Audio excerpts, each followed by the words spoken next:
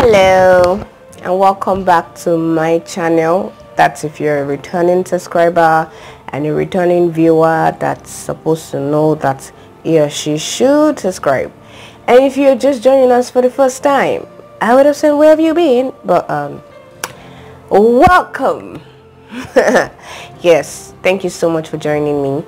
My name is Faith Adeboye. I film about faith, relationship and lifestyle from Ogun State. From the title of the video, we're going to be doing the do's and don'ts of giving. I know from the last video, if you've not watched the last video on giving, what are you doing? Go and watch it. If you've watched it, I've seen people say, oh, they want to give. The people that have been giving, they also want to give more. This video is for people that want to give and they want to give more, and people that actually have the habits of giving already, that you still see that things are not changing. Yes, there are rules concerning giving, you just don't give. So if you would love to listen to this kind of video, please watch till the end. It promises to be practical and real as possible, trust me. So I am going to be talking and going into the video. Number one, don't be stingy to yourself. Yes, you heard me.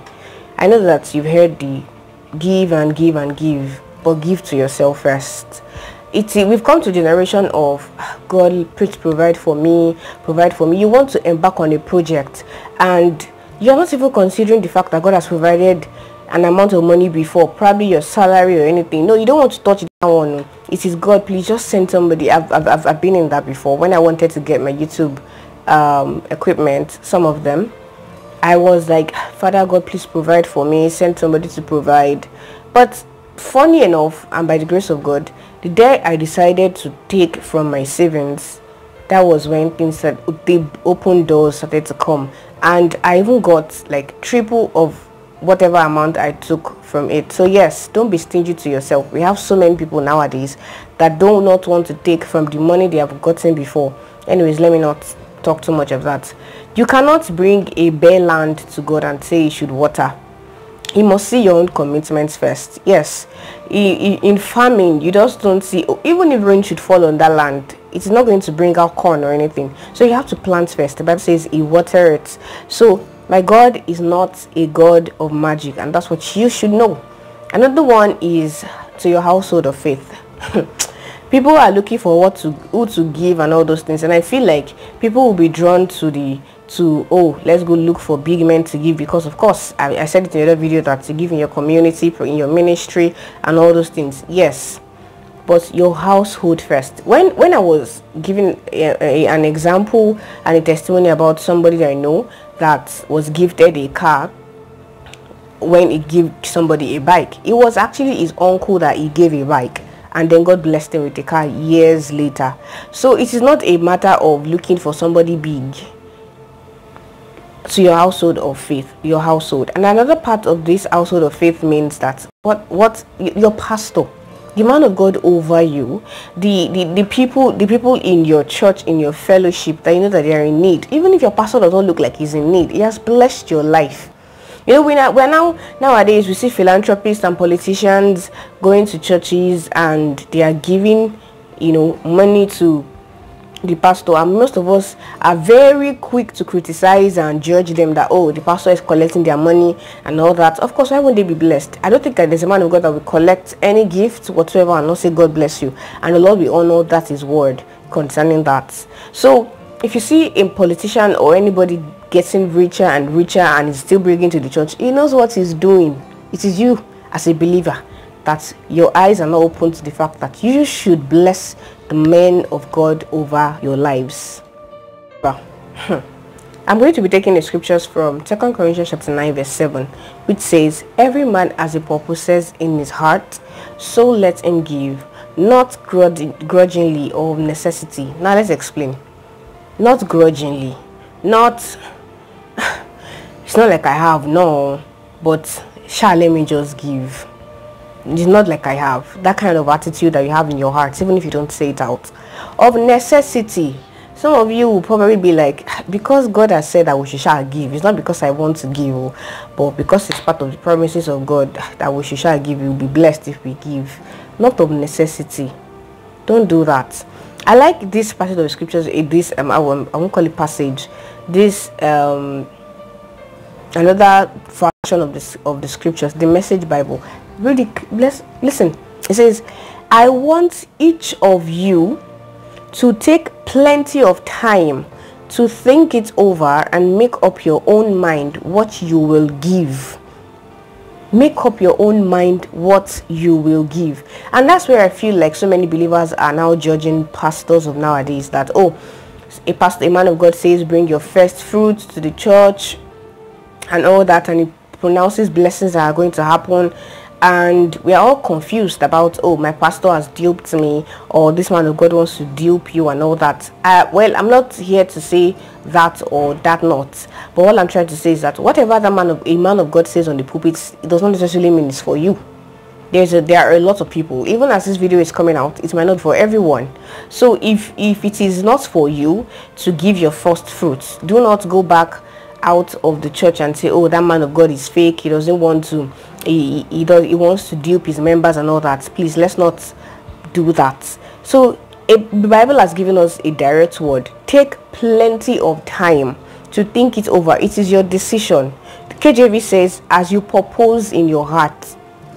And of course, a man of God, a child of God, I mean, is led by the Spirit of God. So if you're a child of God, I'm not going to tell you, oh, this is the amount you should give a man of God, or this is the amount you should give somebody. If you are a child of God, you are led by the Spirit of God, and that is where the Holy Spirit still comes in. I like to smile when I talk about the Holy Spirit. Yes. And when it comes to being led by the Spirit of God, I'm going to do a video soon on that, because I've gotten a lot of requests on that. It's not going to be that you're waiting for, go faith, go and give Pastor Shola 10,000 naira. I'm acting like a movie, but you get what I'm saying. So it is not about that. And I also want you to know that when it comes to a passage of, oh, he that soweth sparingly shall reap sparingly, or he that soweth bountifully shall reap bountifully. No man is a measure of whether it is bountiful or it is big or it is small. God is a measurer of that. So if your own giving is, whether you're giving 1,000 out of 10,000 naira you have, God knows the intent of your heart to know that, oh, this actually meant something to her. And then he can measure it to be, oh, it is bountifully. Or he sees that even the 1,000 naira is like you're giving sparingly. So it depends on God. And I'm not going to do in this video that, oh, okay, this amount of money is what you should give somebody. No. Another one is, you know, I was listening to somebody's conversation, and the person was saying, oh, I want to give this person something because I expect that, oh, okay, not like clearly, of course, we don't directly say, oh, I expect you to give me this or anything, but you would know that this person wanted that, oh, if I do this for this person, this person should be able to do this for me now. Oh, it's to promote my business or to promote my ministry in any way. Whatever you are doing that has an ulterior motive will not yield results, no matter how much you give and give and give. See, when I looked about the rules of giving, it scared me enough that it's better not to even just be and be living your normality life. But that's not the plan of God for our lives. He said we should prosper, so we still need to follow these rules. If you are going to give without expectations. And I wouldn't lie to you that it takes only the grace of God to actually do that, have that attitude. It doesn't always come easy, except you are, you know, humbled and broken by God. So do not have expectations whatsoever when you are giving. Let's say, for example, now Jesus should have said, it's just because Heavenly Father said I should come and die for you people. It's not because I want to, I just came. What would have become of Jesus right now that he's sitting at the right hand side of God making intercession for us? Yes, that is a very big privilege that angels don't have. So do not have expectations when you are giving somebody something, when you are giving money or whatsoever it is. Another one is, do not give to God what doesn't cost you nothing. And I pray that the Holy Spirit ministers to you exactly what this means in its entirety, and you as an individual. I feel like what doesn't cost you nothing, it's in the place of money and ideas.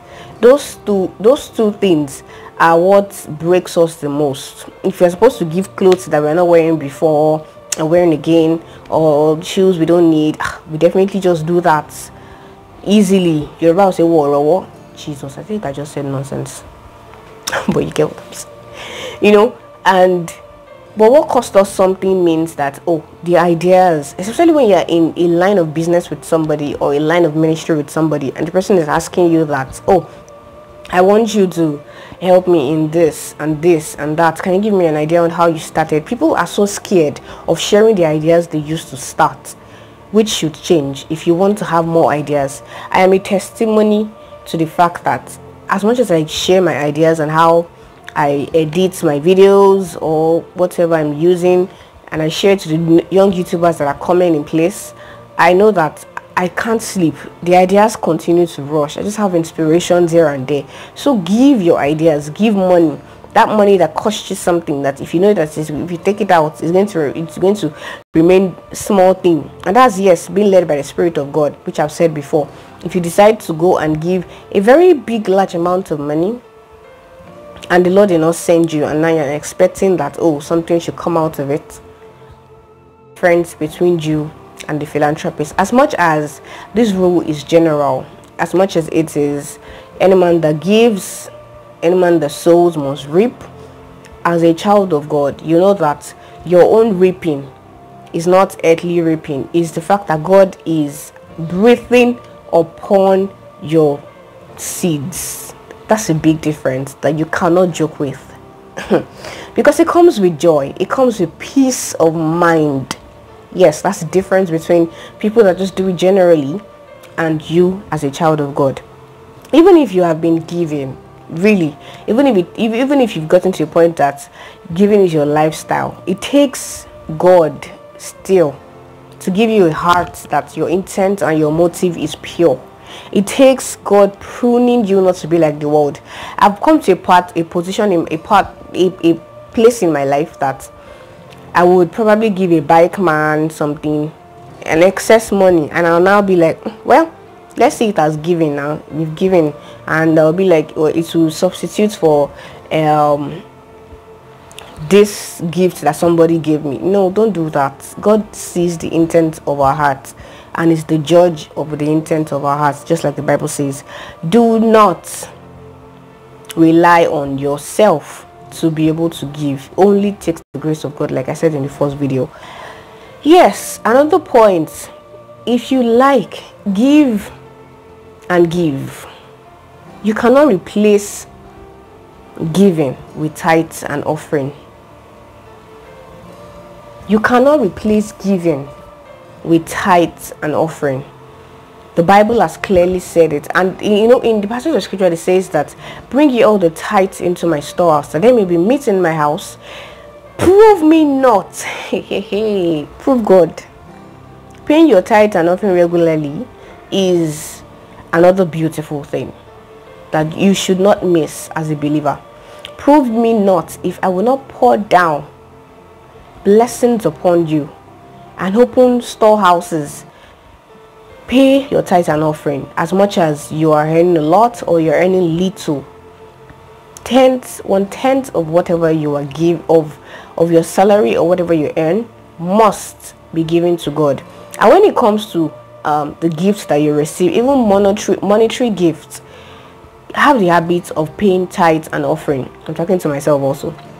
I'm paying tithes and offering from it. Another one, which is going to be the last one, is your vow. See, the Bible has said clearly that it is better not to vow than to vow. If the Holy Spirit is going to, if anybody is watching this video here, you vowed, most of us as Christians, or young Christians at that time, when we're looking for school, you'll be like, oh God, if you can make me enter school or anything like that, I am going to give you my first fruit. I'm going to serve you. Yes, the fact that you say you want to serve God is also part of the vow. So the Lord will minister to you and remind you every vow that you've forgotten. And as the Lord ministers to you, please run and obey and do them. And as much as you're a Christian now that you already know, if you know that you don't have the capacity to vow or pledge, or how will I put it now, to acknowledge the vow, please try as much as possible not to make or pledge vows in churches or in fellowships. Let God lead you. Just like I've said in the Message Bible, take plenty of time to think it over and make up your mind what you will give. It later said that will protect you from sub stories and harm twisting. Don't come tomorrow and say it's because I gave the man of God 20,000 naira, that is why I don't have money to eat. And you're like, if just if not for God, though, if not for God, it didn't send you. It is left to you as you purpose in your heart, as the Lord leads you, because as you're a child of God, you're led by the Spirit of God. So as you are led, give. And I pray this blesses you, and as you listen to this, you start to walk in accordance to the scriptures, and also is going to minister so many other rules that I may not have said. As you get them, please follow them and enjoy the blessings and abundance and fruitfulness as a believer and as a giver. Thank you very, very, very much for listening to me, and thank you for joining me till the end. If you did, please do like this video, please do subscribe to this video. I want your comments, please. Comment section is down below, not so down below, just below the subscribe button. Click the subscribe button and click the notification bell so that you would be aware of new videos that come up. I think one day I'll be doing first to get you or first to comment. Till then, till next time,